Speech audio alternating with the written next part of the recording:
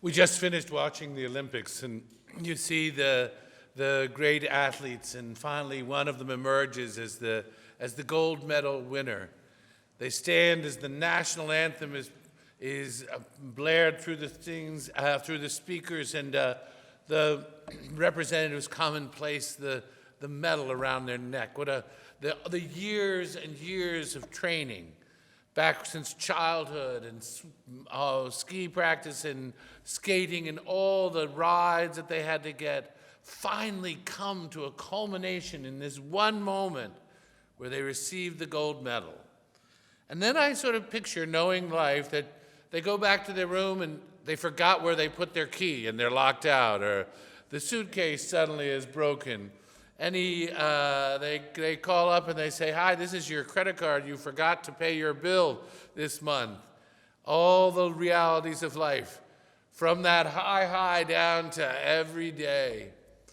And Jesus was giving this gift to Peter, James, and John, his core group, that when they would know, they could know the challenges and the scandal, especially of the cross itself, that they could remember him in glory with Moses and Elijah. I think the gift was not only just for Peter, James, and John, and by extension, all of us. I think the gift was also for Jesus. Jesus was true God. He was, as is manifest by the dazzling glory that flows from him.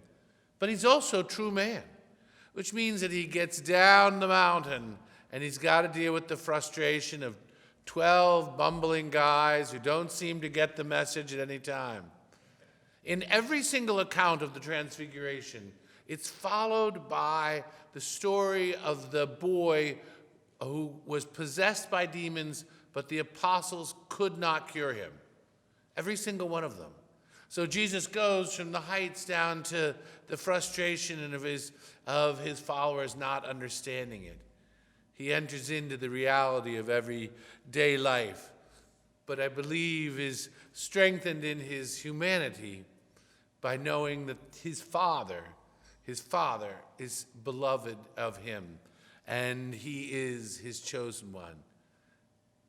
And so it is, we have to remember, those words spoken to Jesus were spoken to each one of us at our baptism, we whom God knew from the beginning of time, who called us into being and then called us into his family to be his adopted son, his adopted daughter.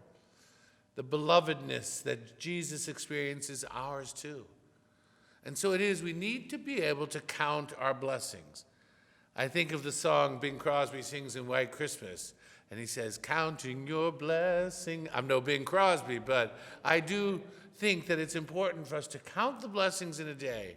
For when you start to stumble or stub your toe, you can step back and not think that that's the full story, but remember how dearly beloved we are, God's chosen ones, to bring his message to the world. And yes, we will face the struggles of every day, but he fills us with his grace. We just have to remember it. Praise be Jesus Christ, now and forever.